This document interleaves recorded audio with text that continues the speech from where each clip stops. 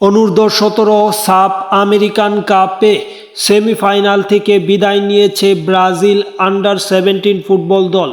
ম্যাচের প্রথম আর্ধ থেকে শেষ পর্যন্ত বাজে খেলেছে ব্রাজিল। গ্রুপ পর্ব এবং কোয়ার্টার ফাইনাল দারুণ খেললেও শেষে এসে সেমিফাইনালে ভরাডুবি ব্রাজিলের।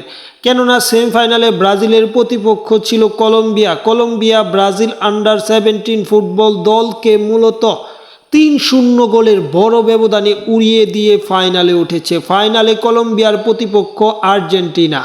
যদি কলম্বিয়াকে হারাতে পারত তাহলে আর্জেন্টিনা সরাসরি খেলতো ব্রাজিলের বিপক্ষে। তার আগে গ্রুপ পর্বে আর্জেন্টিনা ব্রাজিল একটি ম্যাচ অনুষ্ঠিত হয়েছিল, যেই ম্যাচটিতে আর্জেন্টিনাকে 3-0 গোলে হারিয়েছিল ব্রাজিল, কিন্তু তারা শেষে এসে তড়িৎ ডুবালো, কাজের কাজটা করতে না পারায় বিদায় নিয়েছে। তৃতীয় স্থান নির্ধারণী ম্যাচে 19 তারিখ মাঠে নামবে ব্রাজিল এবং ইকুয়েডর আন্ডার-17 ফুটবল দল।